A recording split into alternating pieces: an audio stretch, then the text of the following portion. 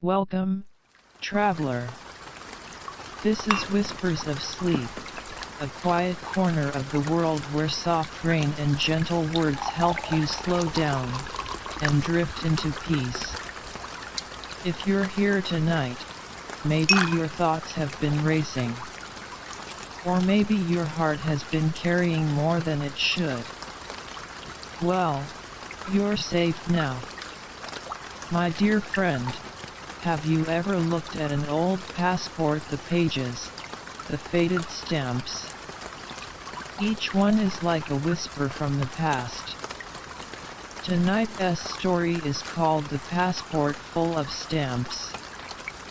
It's about a woman, maybe someone like you, or someone you used to be, and all the places she went, while searching for something that felt like home. So, get cozy. Let the rain guide your breath. And if your eyes begin to close before the story ends, that's perfectly okay. Let us begin. Part 1, The Rain and the Drawer. It was one of those rains that didn't scream, just whispered. The kind that blurred the windows, blurred the thoughts. I'd been organizing the old cabinet in the hallway. Not really out of purpose. More to pass time. More to soothe the itch that creeps in lonely evenings. And then I pulled open the bottom drawer. The wood groaned like it hadn't been touched in years. Dust curled into the air like a tiny ghost of time. There it was. My old passport. Navy blue leather. Faded at the edges. I hadn't seen it in maybe 15 years. I held it like it was something fragile. Or sacred. Paper with the weight of 100 memories. As I flipped through the pages, each with its own stamp, my heart did this thing. Like a soft stumble. France. The first stamp. I was 23. Alone. A backpack and a Lonely Planet guidebook. I sat on the floor, passport in hand. Back against the wall. Knees pulled close. The smell of old paper and rain all around. Have you ever found something that opened a door inside you? Not a big door. A small, quiet one. Pinched in memory. That night, I sat with that passport like it was an old friend. One I hadn't heard from in decades. Page by page. Year by year. Love and loss. Cities. Trains. Soft beds. Tearful departures. Tokyo, the stamp that almost changed everything. I nearly stayed. A jazz guitarist with crooked teeth and kind eyes. Buenos Aires I was running then. From heartbreak. From myself. Strange how a book with no words can say so much. I didn't realize how much of myself lived between those pages. All those versions of me. We forget who we used to be. Then something small brings it all back. A scent. A song. A passport. I stayed on the floor, tracing the ink with my fingers. No music. No tea. Just me. The rain. And memory. Maybe you know the feeling of finding yourself in the corners you forgot. I hope you'll stay with me as we turn each page together. One stamp, one breath, one beat at a time. Tonight was just the beginning. The drawer, the rain, that little forgotten book, full of places where I left pieces of myself. Part 2, the first stamp, Dublin, Ireland. I was 23, fresh out of university, and unsure about everything. I remember gripping my backpack so tightly at the airport, I nearly tore the fabric. My flight to Dublin had been delayed, then rushed to board, then delayed again. The kind of chaotic start that makes you question your choices. But I went. Alone. With the printed internship offer in my coat pocket, and dreams stitched like secret threads through every layer of me. Dublin was grey when I arrived. And cold. But alive in a way I'd never known. People moved fast. Laughed loudly. Smelled like rain and cigarettes and something sweet I couldn't name. I stayed in a tiny room in a converted Georgian house, just off the canal. The walls were thin. I could hear the woman next door talking in Polish at night, her words soft like lullabies I didn't understand. My internship was with a small publishing house. The kind of place where the coffee was always burnt and the desks were cluttered with too many books and not enough time. I loved it. Not right away, but in that slow way moss grows on stone. Quiet. Patient. He was there. Liam. An editor. A bit older. Kind eyes. Wiry frame. Hands that moved like they were always halfway through writing something beautiful. We became friends first. Talking over shared lunches. Swapping poems like secrets. He gave me Seamus Heaney and taught me how to say slang with the right lift in my voice. We kissed one night after too many pints. Rain dripping from his hair. My coat soaked through. I laughed.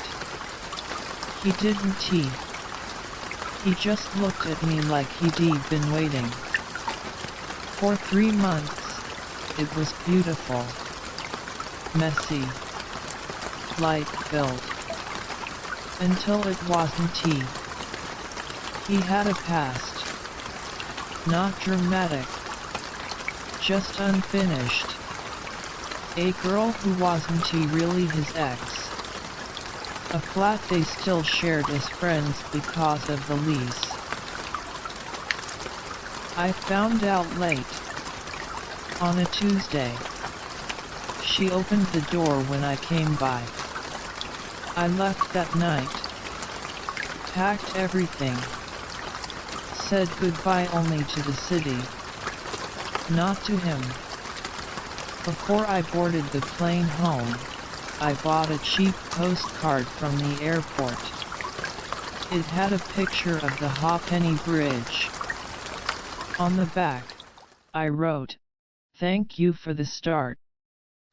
That stamp, the one from Dublin, still feels like the most honest one. Not because it was joyful, but because it cracked something open. It was the first time I saw how far I could go, and how far I still had to heal. Sometimes, the beginning is also the first goodbye. Part 3, French windows and quiet mornings. Paris smelled like roasted chestnuts and wet stone when I first arrived. The streets were cold, but something about the city felt soft, like it would eventually warm up to me. I found a small flat tucked above a bookshop in the Latin Quarter, just narrow enough to stretch your arms and touch both walls. But it had those windows. Tall, slender, old French windows with paint peeling slightly at the edges. They opened like arms, letting in a breeze that smelled of coffee and rain. The mornings there had a rhythm I can still hear. A drip from the bathroom sink. The creak of floorboards. And always, the hiss of the espresso pot on the stove. I was 24 and thought I knew things. Thought I could live off poetry and croissants. Thought homesickness was just a word in the dictionary. But the silence in that apartment taught me otherwise. It wasn't the kind of quiet that soothes. It was the kind that turns a mirror on your insides. Every day before class, I'd sit by the window with my coffee and pretend to read. But really, I was watching him, the boy from the bookstore downstairs. He had dark curls and always wore the same green sweater. And he had this way of placing books like they were glass sculptures. We only spoke twice. Once when I dropped a worn copy of Baudelaire and he picked it up. And once when he caught me staring and offered a crooked smile before disappearing behind the stacks. I never learned his name. Never knew if he noticed me in the same way. But I like to imagine he did. Some memories don't need a plot. Just a scent. A sound. The echo of a moment that could have been something but never was. Paris gave me that. Not romance in the cinematic sense, but a kind of gentle ache. A learning. A place to miss while you're still living it. I'd sit at that window, elbows on the sill, the cup warm between my palms, and let the city hum around me. And some part of me, the part that thought she was growing up too fast, felt still. Even now, when I smell espresso or old paper, I'm back there. 24. Watching the boy in the green sweater shelve books with reverence. Wishing the moment would stretch just a little longer. Not everything needs to be a love story. Sometimes, it's enough to remember the quiet.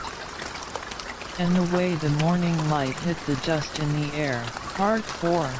Olive trees and a guitar grease. The pages of my passport rustled faintly as I turned them. And then, there it was. The ink slightly smudged, but the name still legible, Greece. It was the summer I chased the sun. Or maybe just the idea of warmth on my skin, and in my chest. I'd taken a ferry to one of the smaller islands, not Santorini, not Mykonos. A quieter place, where the sea met stone cliffs, and bougainvillea spilled like paint across old white walls. The room I rented was above a bakery. Mornings smelled like warm honey and flour. The landlady's son played the same Greek folk song on his cassette player every morning. I never asked what it was called. I didn't need to. His name was Leon. He wasn't from the island. He said he was just passing through, like me. He carried a guitar with a worn leather strap, and a sadness that didn't he ask to be seen. We met one evening when I was sketching olive trees on a hill. He asked if I was an artist. I said no, but he smiled like he knew I was lying. We shared figs, wine, songs with no words. The kind of silences that feel like company, not emptiness. That summer night when the moon was swollen and gold, he played his guitar under an old olive tree. I listened with my eyes closed, not needing to look to see him clearly. We never kissed, not once, but every glance held a softness that made words unnecessary. He left a note on my windowsill one morning. It said, "Some goodbyes never sound like goodbye." And nothing else. I didn't cry, but I walked barefoot through the olive grove that evening, feeling the earth like a whisper under my soles. There are people who leave footprints without ever walking beside you for long. Leon was that for me. A melody I didn't know I'd memorized until it was gone. Sometimes I think of him when I hear a certain chord, when the wind moves through trees just so, or when my fingers, out of nowhere, itch to draw an olive branch. That passport stamp, sun-faded and small, holds more than a country. It holds a feeling that never learned to speak. And that's the thing about some places, some people, they don't give you closure. Just a quiet chapter, folded gently between the pages of who you once were. Part 5. The German Winter. Berlin was never meant to be permanent. But I unpacked my suitcase that November like I wanted it to be. The apartment was small, 4th floor, no elevator, drafty windows that sighed when the wind pressed against them. The kind of place where your breath hung in the air each morning, just long enough to remind you that you were alive. I rented it from a woman named Anika, who spoke with a softness that made even instructions about the radiator sound like lullabies. She told me Berlin winters were long. I smiled, as if I knew what she meant. The cold came in quietly at first, a shifting in the light, the early disappearance of the sun, the slow disappearance of noise. Even laughter outside seemed muffled, like it didn't want to disturb the frost forming on the city's skin. I tried to settle. Bought a thick scarf. Learned the train lines. Tried a new cafe every Saturday, as if coffee could anchor me. But no matter how much I walked, or read, or wrote in the margins of my travel journal, I couldn't shake the feeling. That winter wasn't just outside, it had settled somewhere inside me, too. Some nights I sat by the window, fingers wrapped around a chipped mug of herbal tea, watching the headlights blur past like ghosts with errands. Everything felt distant. I didn't know how to be lonely without it feeling like failure. And in Berlin, I was both anonymous and exposed. There was a kind of ache in being unseen in a city that had seen so much. Still, there were moments. A Turkish bakery with the best sesame simit I've ever had. The old man at the park who nodded at me every morning, as if my being there gave him a reason to return. The museum attendant who spoke to me in French, then English, then German until we both laughed at the clumsy dance of understanding. And snow. Real snow. Not the kind that melts when it touches the ground, but thick, quiet, stubborn snow that made the streets look like blank pages. I remember walking through it one evening, alone, but not quite lonely. The world was muffled. My boots sank in with a soft crunch. And for a moment, everything felt paused, like the universe had taken a breath. That night, I wrote a letter I never sent. Not to anyone in particular. Just to someone who might be understood. I folded it into my journal. Like an extra layer of warmth I didn't know I needed. Berlin never felt like home. But it taught me how to sit still. How to stop chasing the next stamp. And how to listen not just to languages I didn't speak, but to the silences I'd been avoiding. When spring came, I packed light.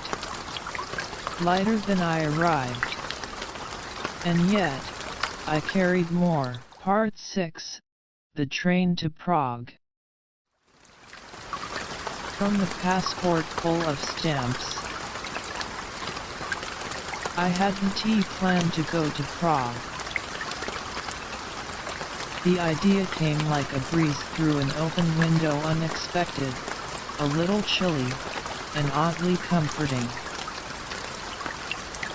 I was in Vienna, overstaying my time, lingering in museums, sipping espresso that always went cold before I finished.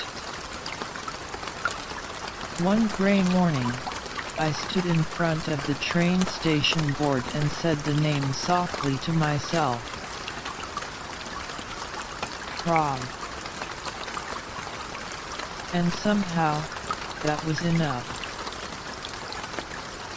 The train was mostly empty. I sat by the window, watching the city blur behind glass. My reflection mixed with the hills beyond, making me feel both present and already gone. He boarded somewhere near the border. Older than me by at least 20 years, tall, with silver hair and a faded leather satchel. He gave a polite nod before sitting across from me. He pulled out a worn notebook, the kind with dog-eared corners, and began writing. Something in the way his pen moved, deliberate, calm, caught my eye. Not rushing, not searching, just writing. After an hour, he looked up. "You look like someone with stories," he said, not unkindly. I smiled. "I collect them more than I write them." He chuckled. "A gatherer," he said. "I like that." His name was Theo. He wrote travel essays, mostly for old magazines or small journals, the kind you'd find in forgotten hotel drawers. He said the real stories were never in print anyway, they happened on night trains, over coffee, or between strangers you only meet once. We spoke for hours. About cities with cobblestone hearts, about languages that change how you think, about love affairs that lasted one sunset and still managed to linger. He told me of a summer in Lisbon, of drinking wine that tasted like citrus and sea air, of a girl who painted rooftops red and called it therapy. I told him of a winter in Seoul, where I walked for miles just to see snow fall on temples. Between us, stories passed like postcards. Brief, colorful, real. At one point, he paused. You ever meet someone only once, and know you'll remember them always? I nodded. He spoke of a woman on a ferry to Morocco. They shared tea, a poem, and silence. He never asked her name, but he remembered how she looked toward the horizon as if she'd left something behind that might still return. When the train neared Prague, he tore a page from his notebook and handed it to me. It was a sketch, my profile, gazing out the window. Underneath, he'd written, "Some people arrive like a sentence you never want to finish." And just like that, he was gone. No number. No goodbye. Only that one page. Prague greeted me with fog and faint bells in the distance. I walked to my hostel as if in a spell, that drawing folded safely in my coat pocket. Even now, all these years later, I still keep it. Not because of what we said, but because of what we didn't have time to. Part 7, Istanbul and the Lost Scarf. I remember Istanbul not for its mosques or markets, but for a scarf. Not a special scarf, just wool, hand-woven, in hues of deep blue and burnt gold. I bought it from a street vendor near the Bosphorus.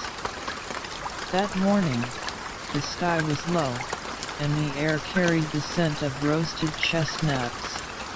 As I walked past fishermen stringing lines into the grey water, I wrapped the scarf around my neck and wandered slowly, not really knowing where I was going. The street names blurred into colors, tiled walls, layers of sound. I remember hearing the call to prayer echo across rooftops. It sounded like someone singing to the city itself, gently waking it from a dream. Later, in a narrow alleyway lined with crumbling walls, I stopped to watch a cat stretch under a lemon tree. I turned my head, and the scarf slipped from my shoulders. Like a quiet goodbye. I didn't notice until I'd walked 3 more blocks. When I ran back, it was gone. I stood still, strangely sad. It wasn't the scarf, really. It was the feeling of being careless with something beautiful, of losing something before I truly appreciated it. Then I heard a voice, soft and old. A woman stood a few feet away, wrapped in layers of worn fabric, a basket on her arm. She pointed to me, then to her house just around the corner. She didn't speak English. I didn't speak Turkish. but somehow, I followed. Her home was small, filled with lace curtains and the scent of cinnamon and clove. A man I assumed was her husband smiled and nodded as he passed us, carrying a kettle that whistled gently with steam. She took my hand, led me to a chair, poured tea into a chipped porcelain cup. She mimed the shape of the scarf. I shook my head. She clucked her tongue and disappeared into another room. An hour later, there were children. Grandchildren maybe. A feast was being prepared, flatbread warming on a stove, lamb stewing in a wide pan, apricots soaking in warm water. I found myself peeling vegetables, surrounded by chatter I couldn't understand, but somehow felt part of. That night, we all sat together on layered rugs, eating with our hands and smiling across languages. They showed me old photos. I showed them my travel journal. We laughed, nodded, tapped our hearts. The youngest girl braided my hair with threads of gold yarn. The old woman returned holding something folded. It was a scarf. Not mine, but similar. Blue and gold. Softer. She wrapped it around my shoulders, hands slow, warm, without a word. I almost cried. We never found my original scarf, but I left with something else. Something stitched from kindness and shared bread, and the echo of songs I couldn't translate. Years later, I found that gifted scarf in a drawer. I touched the fringe and felt her hands again. Steady, wrinkled, full of stories I never heard. There are places that give you souvenirs. Others give you shelter. Istanbul gave me both. Part 8. India Chai and Questions. India felt like an orchestra I couldn't quite hear, yet the music was in the air, tangled in the crowds, the dust, the scent of spices that seemed to wrap around my lungs like a warm embrace. I had arrived in Delhi, overwhelmed by the noise, the chaos, and the vibrant life that painted the streets in 1,000 shades. There, everything seemed to pulse: the city, the people, the endless skies above. I was traveling alone again, just as I had all those years ago. But this time, something had shifted inside me. I didn't feel lost, but I didn't feel like I'd found the place I was meant to be either. There was a constant hum in my chest, a quiet question that lingered in the background of every conversation, every exchange. Where do I belong? The question wasn't new, but in India, it felt louder. The rhythm of life here was different. It didn't push you forward, but invited you in as if the very land itself was waiting for you to understand its pulse. One evening, I found myself seated at a small cafe near the Lotus Temple. The sun was setting, casting a soft, golden glow over everything. The chai I held in my hands was warm, soothing, like a conversation with an old friend. I was lost in thought when a voice interrupted. It was a man, older than me by a few years, his eyes calm and deep. He was a psychologist, a professor at a university, he said, with an interest in travelers, their minds, their stories. His name was Robbie, and after a brief exchange, he asked if he could sit with me. I agreed, somewhat surprised, but there was something in his presence that made me feel comfortable. We started talking, as one does when two strangers are tied together by the odd threads of life. But it wasn't the usual travel talk about places, food, culture. No, Robbie wanted to know about me. He asked me why I was really traveling. What was I searching for? I laughed softly, surprised by the question. I had never really asked myself that. I told him I was seeking something, but I didn't know what. He nodded as if he understood. I think you're searching for a place, but not a physical one, Robbie said, stirring his chai. You're looking for a feeling. Something inside you that tells you it's okay to stop running. The words struck me, heavy like a stone sinking into still water. What if I wasn't running, but simply floating, drifting without purpose, without an anchor? I didn't know how to answer him. The evening grew darker, and the cafe quieted. We spoke for hours, the city around us dissolving into a faint blur of voices and lights. Robbie talked about the concept of home, how it wasn't a place, but a feeling, a state of mind. He spoke of belonging, of how it was both a personal journey and a shared experience. He spoke of how so many of us look for it in the wrong places, thinking it's something we can physically find, when in reality, it lives within us. I didn't realize how much I needed to hear that until the words settled around me, like soft rain on dry earth. The questions I had been carrying, questions about myself, about where I belonged, didn't seem so heavy anymore. It was as if I had been walking for years with a weight I didn't need to carry.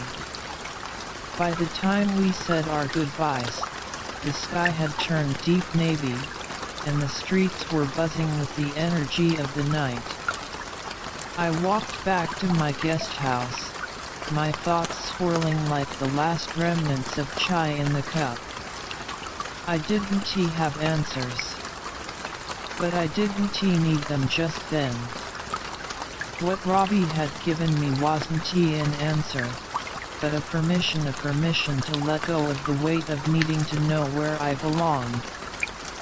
Maybe belonging wasn't something I had to search for at all. Maybe it was something I could create, moment by moment, from the experiences I chose to have, the people I met, and the quiet spaces I let myself inhabit. I don't remember what I did the next day, but I remember walking through the streets of Delhi, the same streets I had walked 1,000 times, yet now they seemed different. More alive, more welcoming. I had stopped looking for something outside of me. Instead, I had begun to listen to the quiet parts of myself, the parts that had been waiting for me to stop long enough to hear them. Maybe that was the answer, after all. Not a place, not a home, but a state of mind. And with that, I felt lighter, more whole. I realized, perhaps for the first time, that I had everything I needed to feel like I belonged. And that felt like the most beautiful discovery of all. Part 9, The Postcard from Morocco. It came on a quiet Tuesday, wrapped in the kind of nostalgia that only time can bring. A simple postcard, edges slightly frayed, with the vibrant, sun-soaked colors of Morocco's ancient streets on the front. The handwriting on the back was familiar, curved and delicate like it had once flowed over the pages of my own life. I knew that handwriting. It had been part of my history, part of someone I used to be, and someone I used to love. But the address, it was wrong. It was one I hadn't lived at for years. A place I had left behind, both physically and emotionally. I stared at the postcard for a long time, my fingers tracing the edges of the paper, wondering how this piece of the past had found its way to me, and why now, of all times. It had been years since I had heard from him. He had drifted away like so many things do in life, gradually fading into the background of forgotten moments. But here he was, or at least, a piece of him. A postcard from Morocco, sent by someone who, at one point, had meant everything to me. I hadn't expected it, didn't even know what to feel. The message on the back was simple: I was thinking about you today. I hope life is treating you kindly. There was no return address, no phone number, no attempt at rekindling anything. Just the faintest hint of a memory, as if he, too, had wondered about the paths we'd taken. The card itself felt like an echo of the past, a distant whisper of a love that had once consumed me, but now seemed far away, like a dream I'd had in another life. It wasn't the message that struck me, but the weight of the moment, the reminder that life had moved on, and I had, too.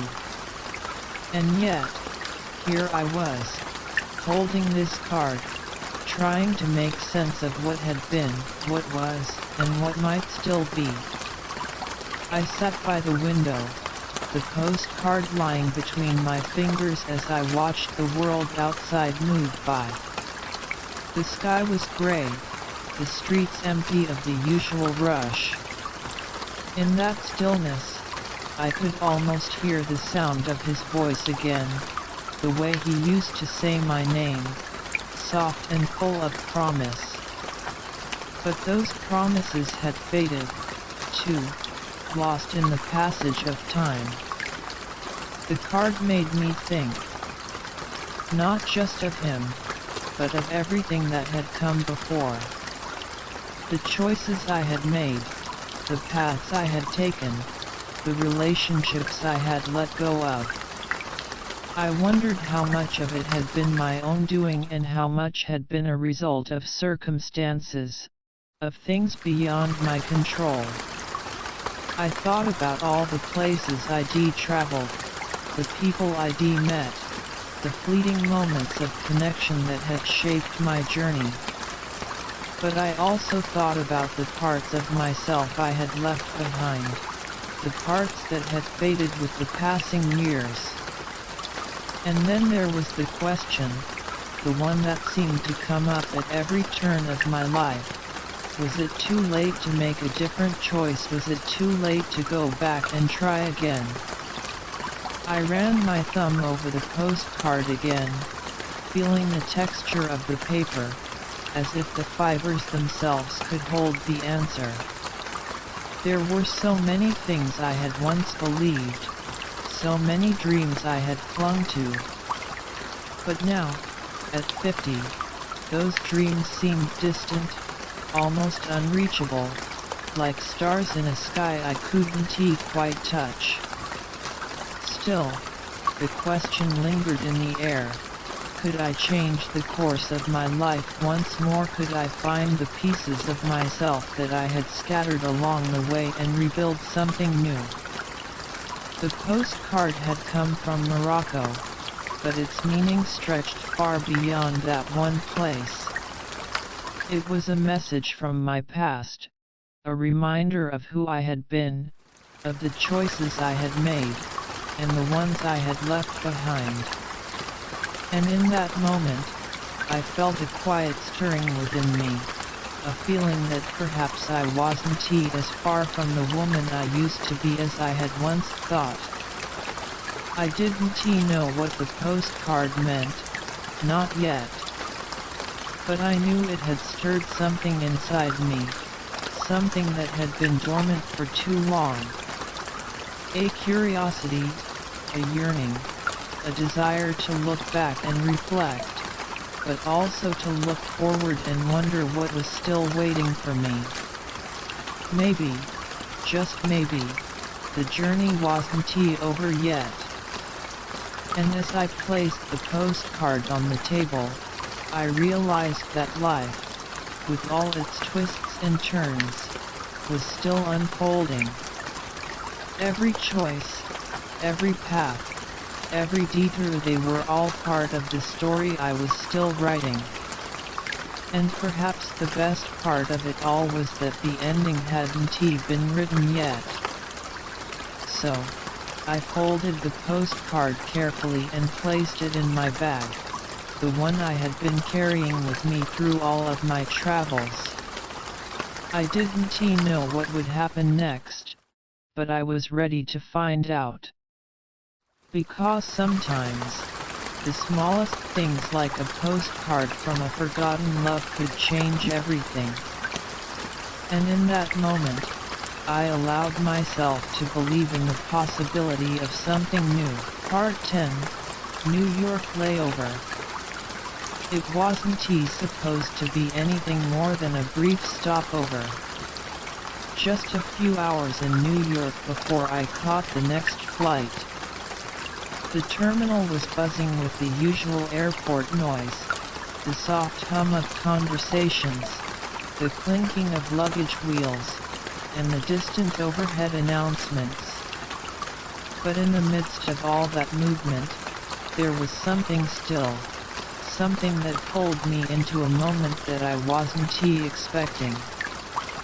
I had been sitting by the gate, nursing a lukewarm coffee and scrolling aimlessly through my phone, when I heard a voice that made me look up. It was familiar, but not from the present. I hadn't heard it in years. Is that you? I blinked, half dazed from the jet lag, and looked toward the source. A face I hadn't seen in over 2 decades was standing in front of me, grinning like we had never been apart. It took me a moment to place it, a college friend, one of the many faces of my past that I had stored away in the dusty corners of my memory. His name came back to me in a rush, like a forgotten tune suddenly playing in the background. Sam, I said, my voice a little too high, a little too surprised. How are you? I should be asking you that, he replied, his eyes scanning my face as if trying to figure out if I was still the same person he remembered. It's been what, 20 years? More like 22, I laughed softly, and for a moment, we both stood there, unsure of what to say next. We had shared a lot back in college, nights filled with laughter and dreams of the future. We had been close, but in that way you only are when you're young, when everything seems like it will last forever. Yet, somewhere along the way, life had pulled us in different directions, and the bond we once had faded into something distant, like a fading photograph. I didn't expect to see you here, I said, feeling the weight of the years that had passed. I know, right? He sat down beside me, his presence surprisingly comfortable, as if no time had passed. I'm just passing through, heading back to London after a few days here. But I saw you, and I just had to say hello.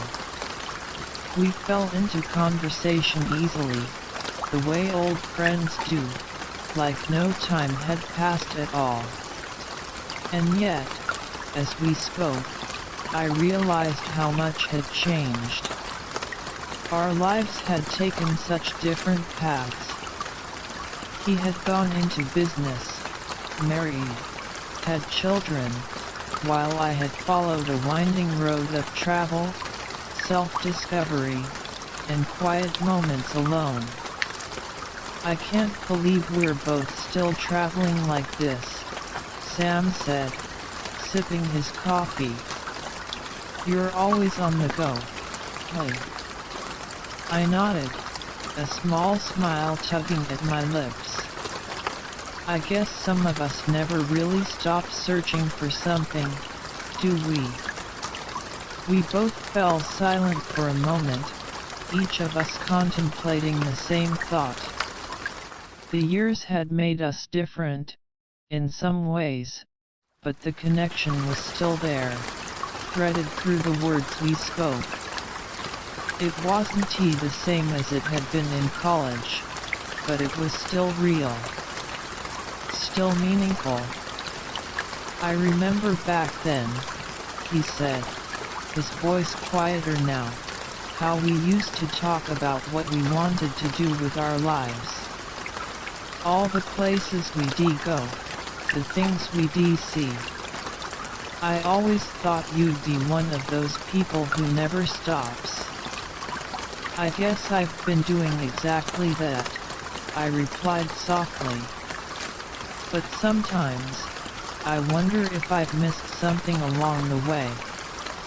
You know, a part of me that I lost somewhere. Sam looked at me, his expression thoughtful. I think we all do that. We're always looking ahead, thinking about the next thing, but we forget to look back and see how far we've come. Maybe the real question isn't about what we've missed, but about what we've learned from it. I nodded, taking in his words. He was right, of course. It had been so easy to get caught up in the rush of life, in the constant movement, the ticking of the clock, that I had forgotten to pause, to reflect on the moments that had shaped me. We spent the next hour talking about everything and nothing. The conversations of old friends who had shared a lifetime of memories but had never truly caught up with each other. We talked about people we had known, places we had been, and things we had lost along the way. It wasn't a deep conversation, but it didn't need to be. It was more like a gentle reminder that some connections are timeless, that even in a fleeting moment, we can find a piece of ourselves we thought we'd lost. When the announcement came that it was time to board, I felt a quiet reluctance. Our time together had been short, but it had been enough. Enough to remind me of who I used to be and the people who had been part of that journey.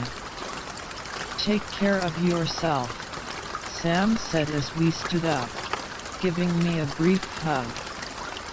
Don't forget to stop and look around every now and then. I want tea, I said, smiling, though the words felt like a promise I didn't know how to keep. You take care of yourself, too.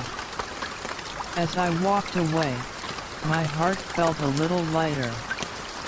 The connection had been brief, but it had reminded me of something important, that sometimes, The best moments are the ones that happen unexpectedly, like a brief layover in a city you never planned to visit. And as I made my way to the gate, I couldn't help but feel grateful for the people who had crossed my path, even for just a moment. Because in the end, it wasn't the destinations that mattered. It was the connections, the shared moments, the fleeting conversations that make life meaningful. Part 11, The Apartment in Lisbon. It's funny how sometimes you find exactly what you've been looking for, only to realize you weren't sure what it was. That's how I felt when I first stepped into the small apartment in Lisbon. I had come to Portugal, like so many places before, looking for something, though I didn't quite know what it was. A sense of peace, maybe, or perhaps just a space where I could breathe without the weight of everything else hanging over me. The apartment was modest, tucked away in a narrow street just off a busy square. The building was old, with faded tiles and a wooden door that creaked when I opened it. It smelled like old books and sunlight, and I had this strange feeling that it had been waiting for me. I remember standing in the doorway, taking it all in. The sun filtered through the window, casting soft, golden light over the worn wooden floors. There was something about it, something that felt like it could finally be mine. I signed the lease without hesitation, something I hadn't done in a long time. Maybe it was the simplicity of it, or maybe it was the idea of having a place to call my own, after so many years of moving from one temporary place to the next. Lisbon was different, though. It felt permanent.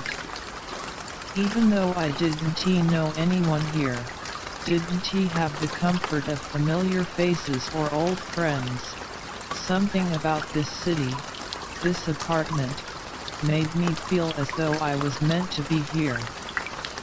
The first night I spent in the apartment was a quiet one. I unpacked slowly, savoring the moment, as if each item I placed on the shelf or hung on the wall somehow anchored me a little more into this new chapter. The apartment was small, but in a way that made it perfect. It was just enough space for me, for the person I was now. I didn't need more than that. I remember sitting on the couch, a cup of tea in my hands, staring out of the window at the dimly lit streets below.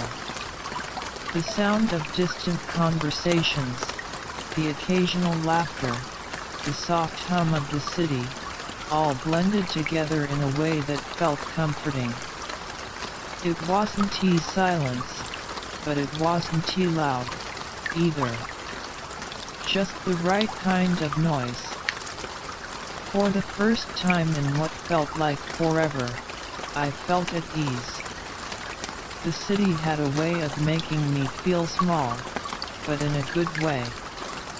Small in the grandness of it all, yet still significant enough to belong. As the days passed, the apartment began to feel like home. The familiar rhythm of mornings spent with coffee, afternoons lost in books, and evenings spent wandering the streets became my routine. I had all the time in the world, and for the first time in a long time, I wasn't in a hurry to get anywhere. There was something so liberating about that, about having a space that was mine and mine alone. I could leave the dishes in the sink if I wanted to, or take a nap in the middle of the afternoon without any consequences. It was a small, quiet freedom. But the more I settled into this new life, the more I realized how deeply lonely I was. It wasn't that I minded being alone. I had always been someone who enjoyed solitude, who could find peace in the quiet corners of life. But there's a difference between solitude and loneliness. Their solitude is a choice, a space you carve out for yourself. Loneliness is something else entirely. It sneaks up on you, usually when you're not paying attention, when you least expect it. I would sit at the little kitchen table, eating my dinner by myself, the sound of my fork scraping against the plate the only thing filling the silence. I realized then how much I had grown accustomed to the presence of other people, the noise of a life shared. It wasn't that I missed company all the time, but there were moments, fleeting but sharp, when I would long for a conversation, a voice that wasn't my own, a connection. There were no late-night phone calls here, no visits from old friends. Just me and the apartment and the quiet hum of life around me. It felt like the world outside was moving at a different pace, and I was somehow stuck in one place, alone with my thoughts. It was as if Lisbon, with all its beauty, had become a mirror reflecting my own solitude, amplifying it in a way I hadn't expected. Yet, even in that loneliness, there was something strangely comforting. It was the kind of loneliness that didn't feel painful, but rather like a gentle reminder. A reminder that I was enough, that I didn't need anyone else to make me whole. I had been seeking a place where I could truly be myself, and I had found it even if it came with moments of quiet reflection and solitude. One night, as I sat on the balcony of my apartment, watching the city lights twinkle in the distance, I realized something. I had never really learned how to live alone. Not until now. It wasn't about filling the silence with distractions or trying to avoid the stillness.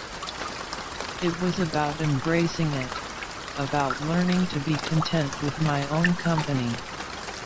And in that moment, I felt a sense of peace that I hadn't expected. Lisbon, with its winding streets and colorful buildings, had become more than just a city I was passing through. It had become a place where I could rediscover myself, where I could find comfort in being alone and yet not feel lonely. It was a reminder that sometimes, the most meaningful moments in life come when we stop looking for answers and simply allow ourselves to be present. As I sat there, the warm breeze gently brushing against my skin, I knew that I had made the right choice. Lisbon wasn't just another stop on my journey. It was a place where I had found the space to breathe, to rest, and to reconnect with the parts of myself I had long forgotten. Part 12. Letters in the backpack. I had never meant to find them. It was one of those days when I was simply going through the motions, cleaning out my backpack, sorting through the small bits and pieces of life that seemed to accumulate over the years. A stray receipt here, a crumpled napkin there, random bits of memories I had forgotten I even carried around.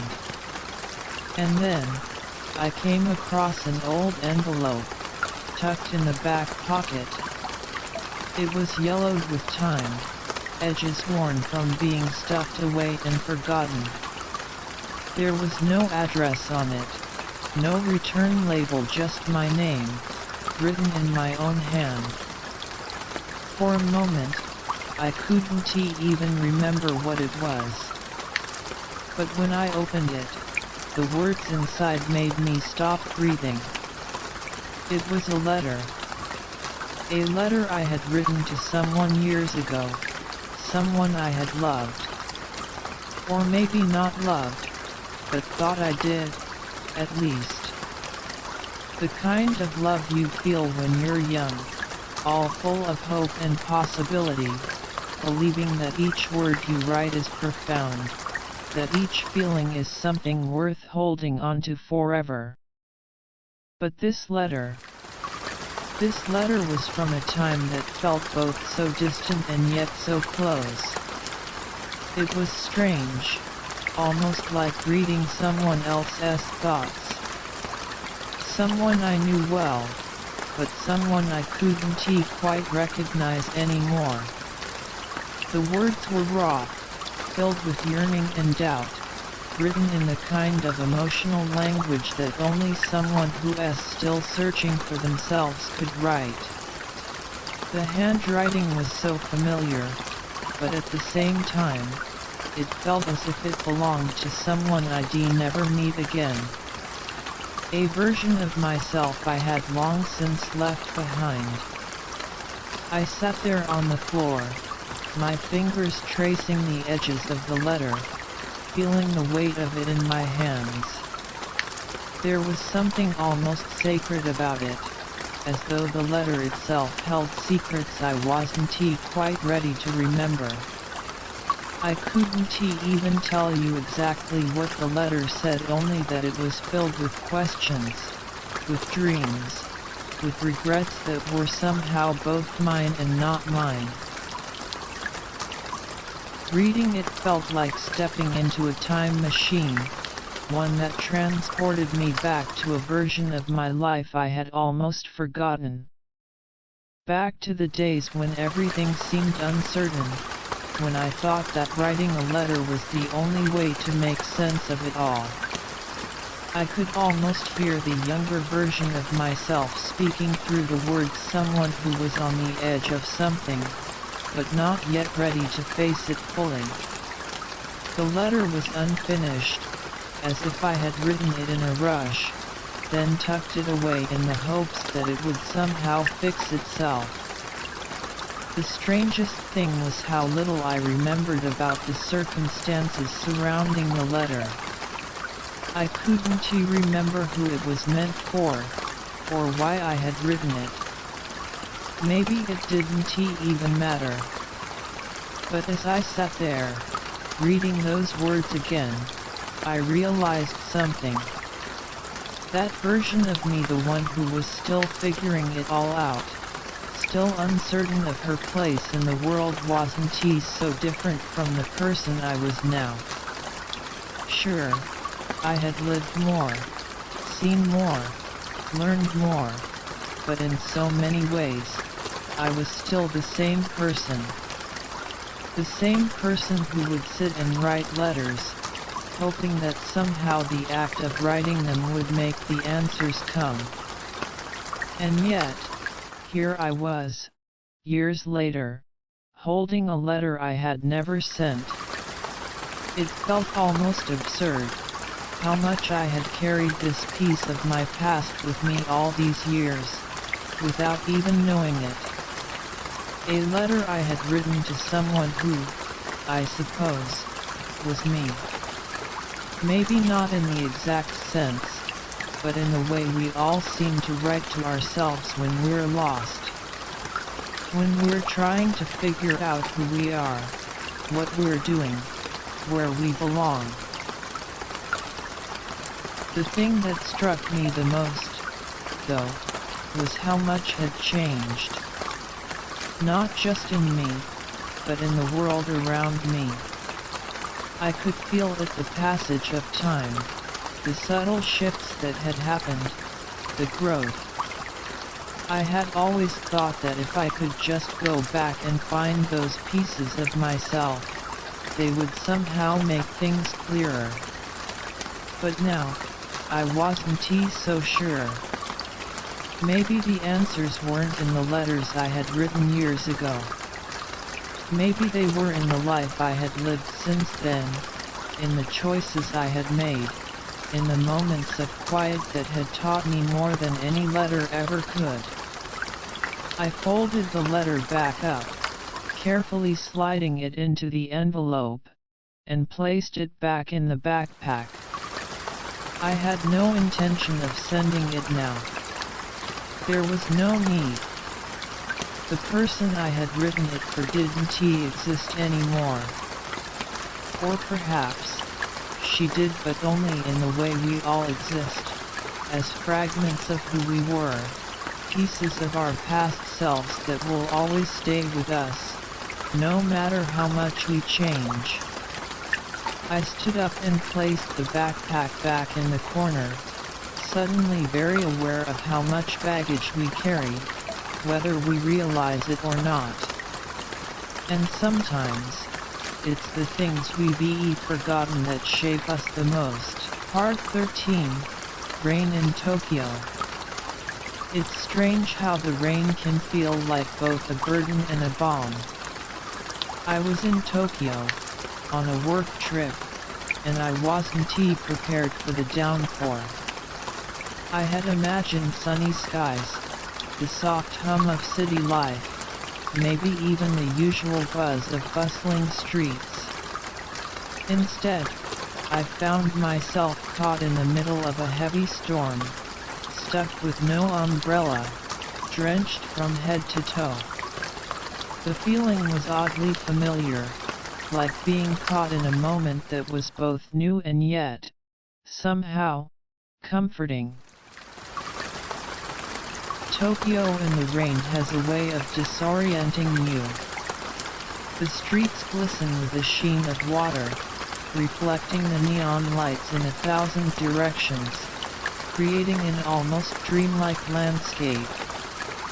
People rush past, their hurried steps muffled by the sound of the rain, and for a moment, I felt invisible. Or maybe it was more like I was part of the city, blending in with the crowd, just another face in the storm.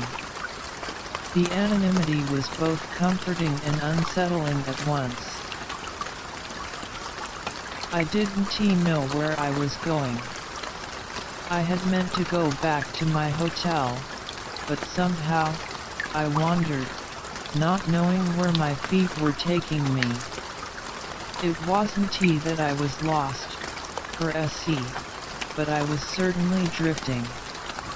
I kept my head down, trying to shield myself from the downpour, and that's when I saw at a tiny convenience store tucked in the corner of the street, its warm light spilling out into the rain-soaked world. The kind of place you could step into and forget everything for a moment.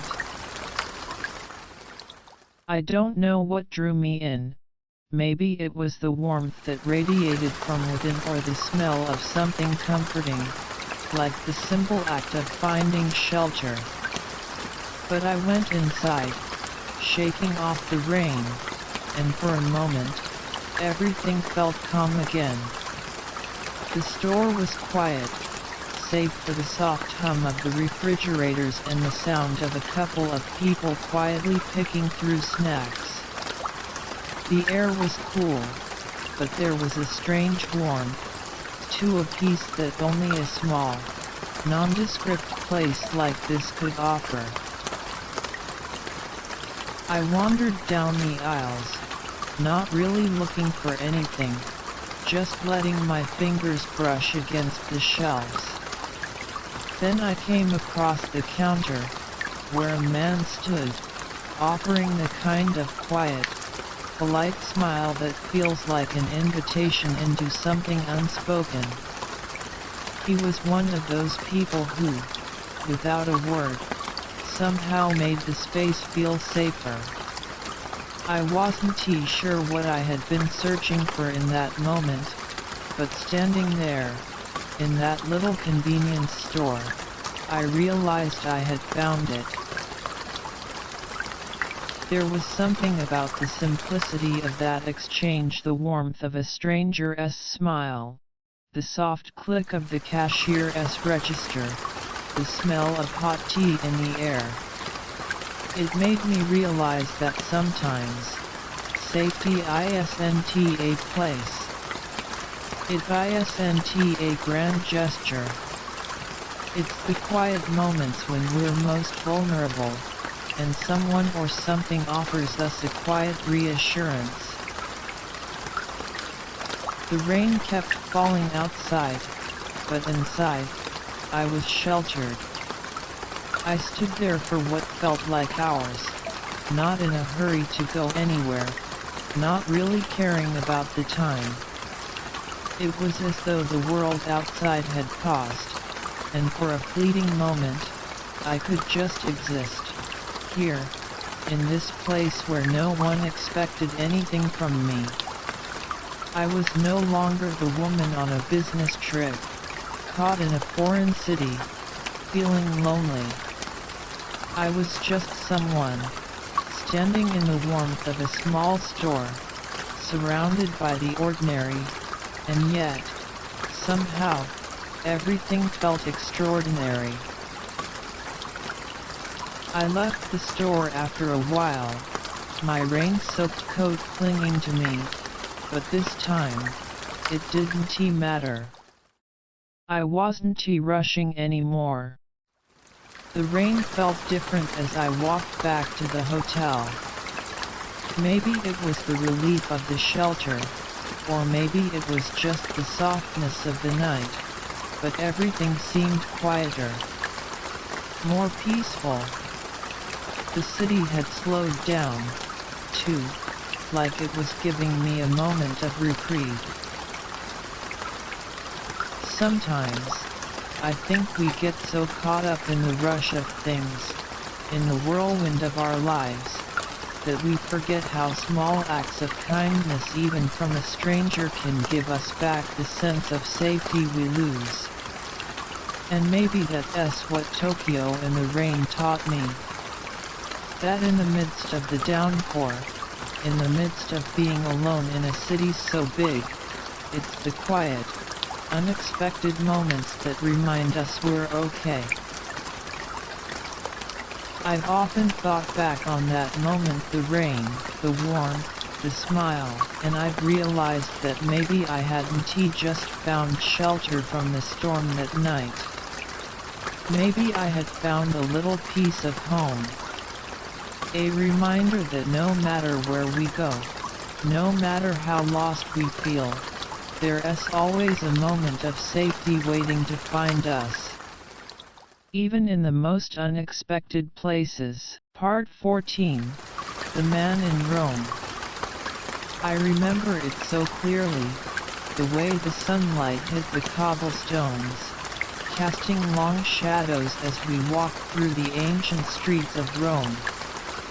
It was the kind of day that felt almost too perfect to be real. Warm, golden light, the soft hum of the city around us, and him, beside me, almost as if everything had finally fallen into place. His name was Luca, a man who seemed to have everything I'd once thought I needed: charm, kindness, a steady career, a future already mapped out. He had the kind of smile that made people trust him instantly, and a way of making everything feel effortless, like he had all the time in the world to simply exist in the moment. We spent the days wandering through the city, visiting the Colosseum, sitting in small cafes, drinking wine that tasted like summer.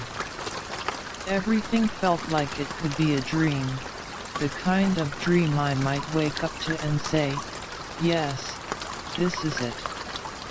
This is what I've been waiting for. But even in those moments of laughter, of easy conversation, there was something in me that couldn't quite shake the feeling that I wasn't quite ready. Maybe it was the quiet whisper of doubt I'd learned to ignore over the years. Or maybe it was something deeper, an unspoken truth I hadn't yet come to terms with. I was beginning to realize that perhaps I was looking for something that had nothing to do with him, or even with love itself. I was searching for something that I couldn't yet name. Luca wasn't a bad person, not at all. He was kind, thoughtful, attentive. He spoke of future plans, of family, of settling down. And in some ways, I knew he was the kind of man I could build a life with. But with each passing day, that feeling inside me grew louder, the need to keep moving, to keep searching. The idea of staying still, of making a home with someone in a place I'd only just begun to understand, felt like a weight I wasn't yet ready to bear. We sat in a quiet piazza one evening, the sun setting, casting a warm glow over the ruins around us. Luca reached for my hand, his touch gentle, but there was something in his eyes, a question, perhaps, or maybe an expectation. I felt the pull, the push of the moment, like standing on the edge of something vast and unknown. He spoke softly, almost like he was waiting for me to say the words he was thinking. "I've been thinking," he began, his voice steady, "maybe we should make this official. Maybe we're meant to be together." I remember how the words hung in the air, how everything in that moment seemed to pause, waiting for my answer. And for a moment, I almost said yes. I almost stepped forward, into a life that seemed so simple, so certain. But there was a hesitation, a question I couldn't answer for him, for myself. I looked at him, at the life he offered, and something in me recoiled. Not because I didn't care for him, but because I wasn't ready. I hadn't found what I needed to find yet. The next morning, I left. I didn't say goodbye in the way you would expect. There was no dramatic farewell, no tearful words exchanged. I simply packed my things, left the hotel, and took a train to the next city. I didn't know where I was going, or even what I was searching for, but I knew I had to keep going. I had to keep moving forward, into the unknown. And as I sat on that train, the rhythmic sound of the wheels on the tracks, a soft lullaby, I couldn't help but wonder if I had made the right choice. But deep down, I knew it wasn't about right or wrong. It was about something more, a journey that didn't have a clear destination yet. A path that was still unfolding. I wasn't ready to settle into someone else's life, even if that life seemed perfect. I was still looking for the pieces of myself I hadn't yet found. Rome had been beautiful, but it wasn't my home. Not yet. I didn't belong to Luca, not in the way he wanted. And in that moment, I understood something crucial. I was searching for something more than love, more than stability. I was looking for a sense of belonging that came from within, not from someone else. Maybe one day, I would find it. But for now, I had to keep walking. Leaving Luca wasn't easy, but it was necessary. I had to let go of what I thought I wanted, in order to make space for what I truly needed. And as the train carried me further from Rome, I realized that sometimes, leaving something behind doesn't mean you're running away. Sometimes, it's the only way to move closer to who you're meant to be. I think that's what I've learned from all this traveling, from all these years of wandering, that the true journey isn't always about finding the right place or the right person. Sometimes, it's about finding the courage to walk away from what isn't right, even if it's hard.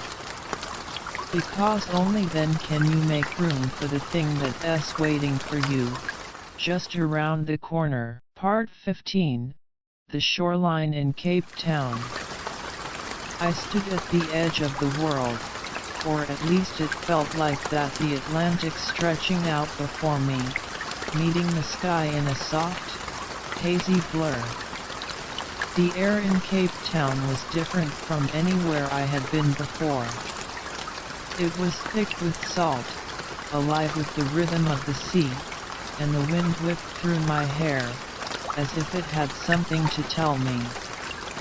The sound of the waves crashing against the rocks was almost meditative, a constant reminder of the vastness of the world and how small we are in comparison. I'd been restless lately, in a way I couldn't quite explain. The kind of restlessness that came at night, when the world around me had quieted and I was left alone with my thoughts. The kind that slipped through the cracks of my mind when I tried to sleep, and I found myself staring at the ceiling, counting the minutes that never seemed to end. It was the kind of insomnia that made everything feel a little unreal, as though I was floating between worlds. That night, I walked along the shoreline, the cool sand beneath my feet, and the moonlight casting long shadows on the water. I didn't know why I had come to Cape Town, or what I was hoping to find. Maybe I was just chasing another sunset, another view, another moment of clarity that would make sense of the confusion swirling in my mind. But all I found was the sound of the wind and the distant calls of seagulls, a landscape that felt both foreign and familiar, like it belonged in some forgotten dream.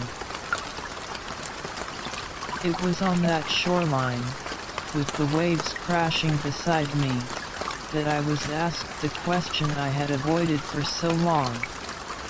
Where is home for you? It wasn't a question that anyone had asked me in a while, and when it came, it was as if I had been struck by lightning. The man who asked was a stranger, someone I'd met earlier that day, but his eyes were kind, and his curiosity was genuine. There was no judgment in his question, only a quiet desire to understand. But I didn't have an answer. Not then, not in that moment. I froze. The silence stretched between us like an ocean, deeper and wider with each passing second. Home, I thought. It wasn't a place, not anymore. It wasn't the small apartment in Lisbon, or the fleeting moments I had spent in Paris, or even the time I'd lived in Rome. No, home wasn't a location. I realized that now. It had become a feeling of quiet, elusive feeling that I could never quite grasp, no matter how many places I traveled to. I looked at him then, this stranger, and smiled softly. I'm not sure anymore, I said, my voice barely above a whisper. I could hear the sound of the wind carrying my words, but I wasn't sure if he heard them. Maybe it didn't matter. The truth was, I had been looking for home in all the wrong places.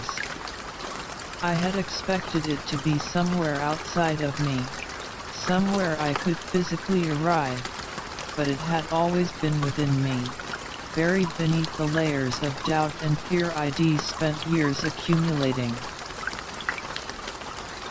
He nodded, as if he understood. His smile was gentle, accepting. And in that moment, I realized that maybe it didn't matter if I could define home in words.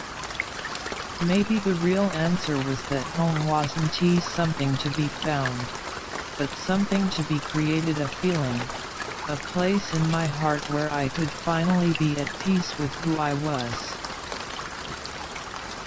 The wind tugged at my jacket, and I took a deep breath, inhaling the salty air.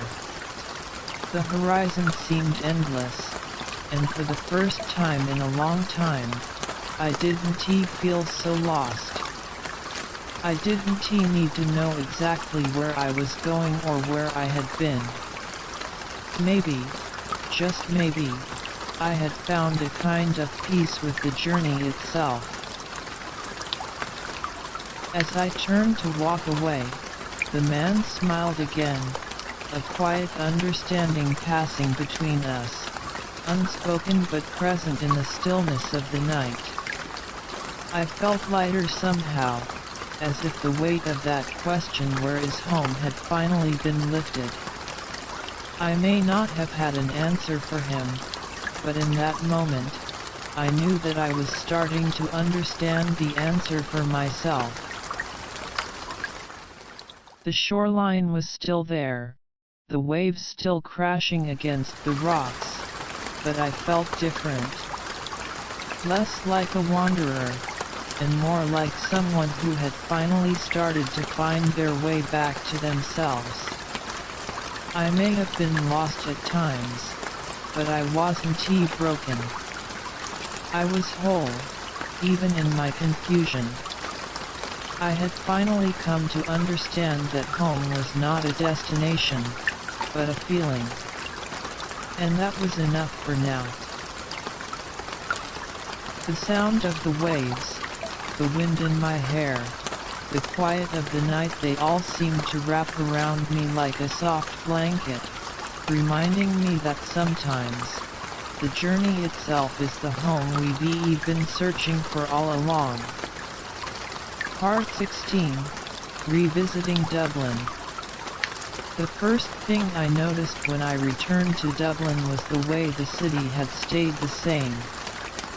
The cobblestone streets still held that familiar, worn texture underfoot, like an old friend you hadn't seen in years but could instantly recognize.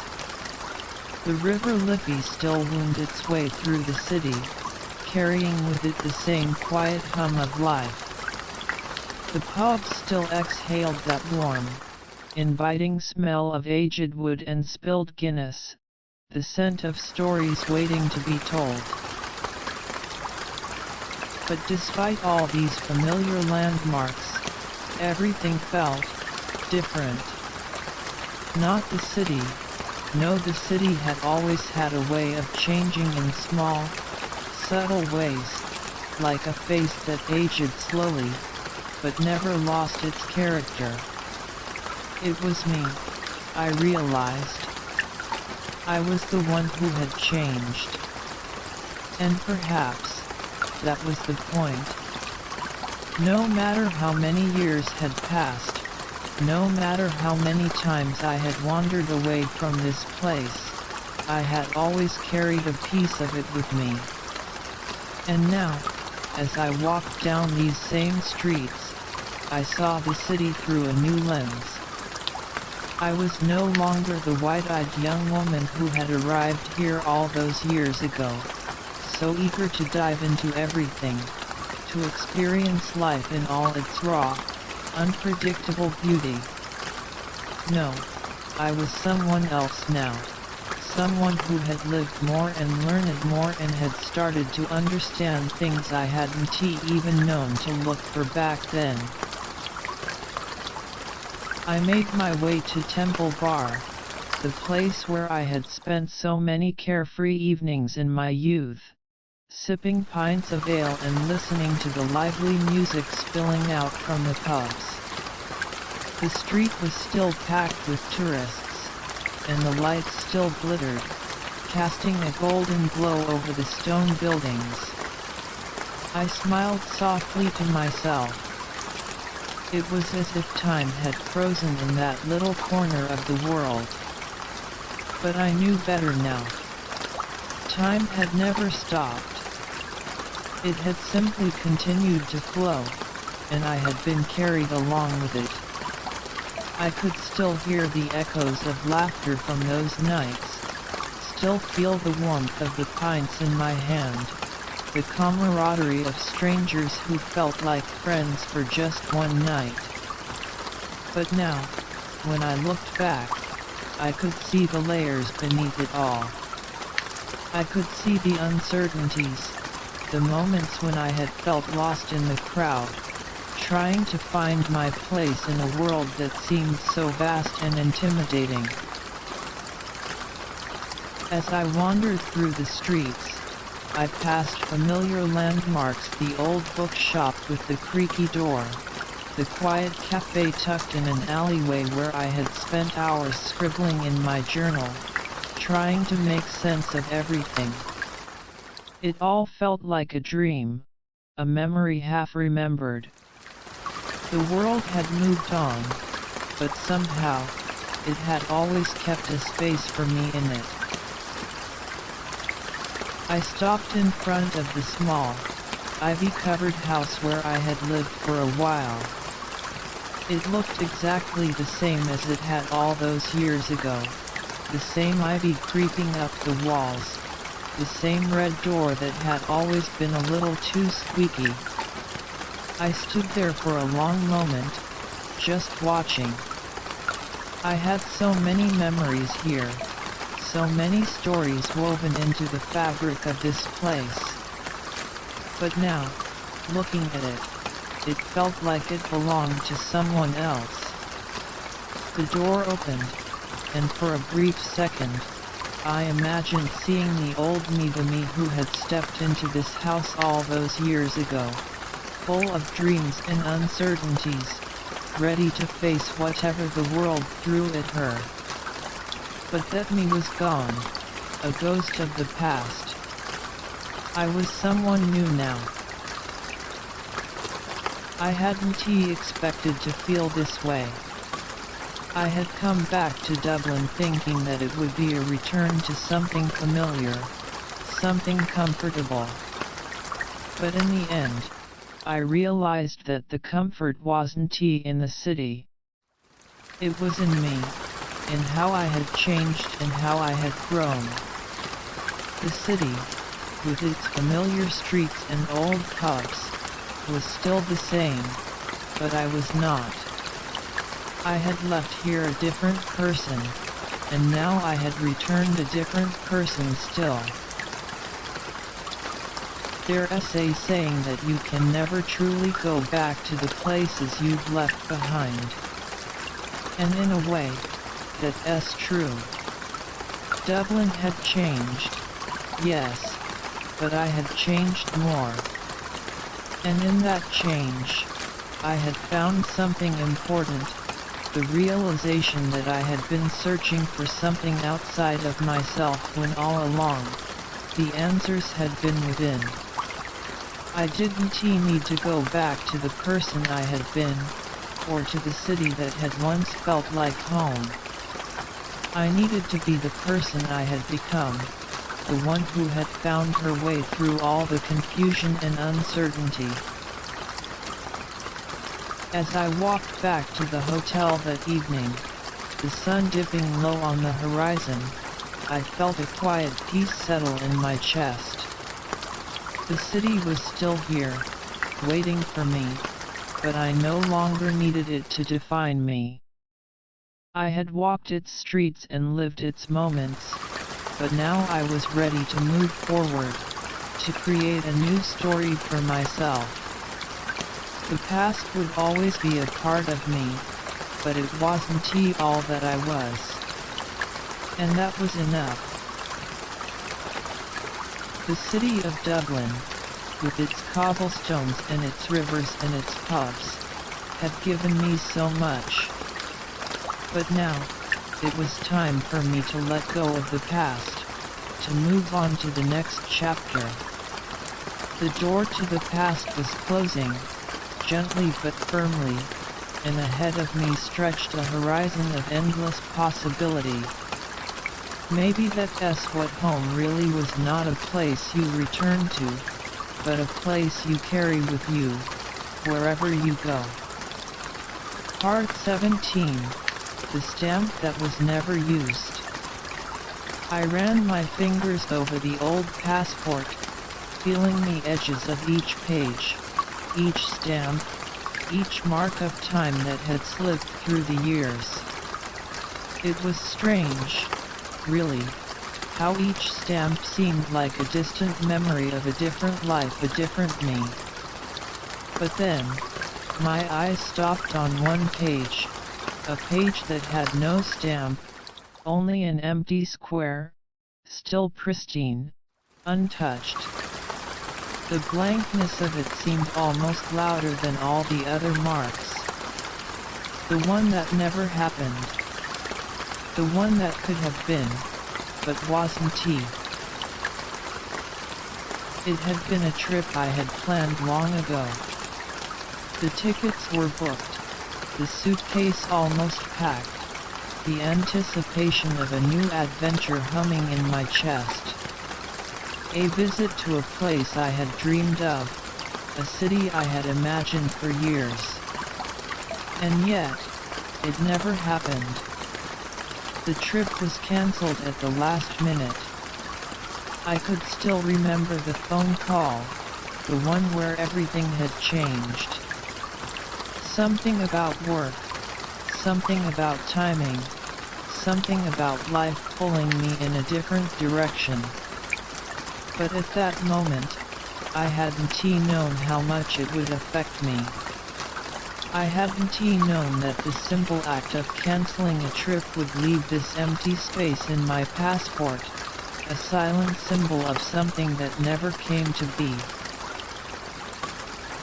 I had thought about that trip so many times, over the years. I had wondered what would have been different, had I gone. Would I have met someone there? Would I have found what I was looking for? Or perhaps I would have just wandered, like I had so many times before, searching for something, anything that would make me feel whole. But in the end, I had stayed, and the trip never took place. The stamp, the one that never was, remained an unspoken part of me, a reminder of all the plans and dreams that had been abandoned or altered by the tides of time. I could picture it now, that trip, the way it would have unfolded. I imagined myself walking down the narrow streets, feeling the rush of foreign air, hearing the sounds of a new language, tasting foods I had only seen in pictures. I would have wandered through museums and sat in cafes, sipping coffee and watching the world go by. I would have gotten lost in the city, and maybe, just maybe, I would have found something unexpected. But then, I wondered, would I have been the same person I am now if I had gone? Would I have learned the lessons I needed to learn, felt the things I needed to feel, or would I have just continued on, as if the world was something to conquer rather than something to embrace? Maybe the cancelled trip had been more than just a missed opportunity. Maybe it had been a necessary cost. A moment where life had gently redirected me onto a different path. It was funny, Really, how often we think that the things we don't do, the things that never happen, are the ones that define us. But as I sat there, staring at that empty stamp, I realized that the things that don't happen are just as much a part of our story as the ones that do. The missed flights, the cancelled trips, the plans that fall apart, they're all part of the journey too. They shape us, just like the moments that go exactly as we expect them to. I thought about the person I might have been if I had taken that trip. Maybe I would have been bolder, braver, more sure of myself.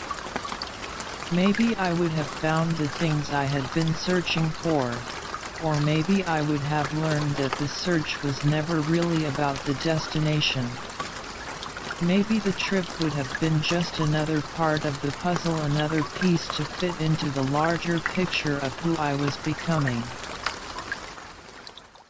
But now, sitting in front of my old passport, with the memories of a life well lived and the marks of places I had gone, I realized that it didn't matter. The stamp that never existed was just that, a what if, a piece of an alternate timeline, one that never happened. And maybe it was better that way. The things that didn't happen were the things that allowed me to become the person I am now, the person who had learned to find peace in the spaces between all the plans and all the dreams. There was a certain comfort in that realization, a quiet sort of peace. I had spent so much of my life thinking that the missed opportunities, the empty spaces, were what defined me. But now, as I looked at that blank square in my passport, I saw it for what it was, a reminder that life doesn't always go the way we expect. And that's okay. Because sometimes, the things that don't happen are just as important as the things that do. The stamp that was never used, the trip that never took place, they weren't failures. They were simply part of a larger story, one that was still unfolding. And maybe, just maybe, the best part of the journey was not in the destinations, but in the quiet moments of reflection along the way. The things we miss, the things we lose, they shape us. But they don't define us. So, as I closed my passport and set it aside, I felt a quiet sense of gratitude. For the trips I had taken, for the stamps I had earned, and for the ones I had missed. They were all part of me, all part of the journey. And in the end, that was all that mattered. Part 18, the final page, home. The final page of my passport felt different from all the others. It was the last page, the one that had always been empty, waiting for a journey I never quite took. I had wondered, for years, what it would feel like to fill that last space. To travel to a place so final, so complete, that it would mark the end of a journey. But now, as I stared at the blank page, I realized that it wasn't about the destinations at all. It was about the journey itself. Home. I had spent so much of my life thinking that it was a place, a city, a country that I would find one day. But now, I understood it differently. Home wasn't about geography. It wasn't a place you could pinpoint on a map, or a house you could call your own. Home was something deeper, something more elusive. Home was the feeling of belonging, the peace that comes when you are finally at ease with who you are. I could remember so many moments when I thought I had found it. The different cities, the different countries, each one felt like it could be the one. I had stood in so many foreign streets, looking around, waiting for that spark, that feeling of finally being where I was meant to be. I had hoped that a certain view, a particular moment, would make it all click into place. But it never did. It wasn't until now, looking at the final page of my passport, that I realized what I had been searching for all along. It wasn't out there in the world. It was in me. It was in the way I had learned to embrace the parts of myself that I had once tried to bury. The quiet moments of reflection, the conversations with old friends, the solitary walks in foreign cities, they had all led me here, to this understanding. Home wasn't about finding a place to settle down. It was about finding peace with the journey I had taken. It was about making peace with the parts of me that had been lost along the way, the parts that had been broken, the parts that had been uncertain. Every city I had visited, every relationship I had formed, every goodbye I had said, they had all been steps towards this understanding. They had all been part of the process of coming home to myself. I had spent so much time trying to fit pieces of myself into the boxes I thought I was supposed to be in. I had tried to force myself into the molds of the people I thought I was supposed to be, the places I thought I was supposed to go. But now, in the quiet of this moment, I understood that I was already home. I had always been home. It was never about the places I traveled to. It was always about the journey I took within. I thought back to all the people I had met along the way. The ones who had stayed, the ones who had left, the ones who had come and gone. They had all played a part in my story, but in the end, the person I needed to make peace with was myself. It wasn't about finding the right city or the right person. It was about accepting that I was enough, just as I was. That, in the end, was what home really meant. And so, as I closed the passport, the last page still empty, I felt a quiet sense of contentment wash over me.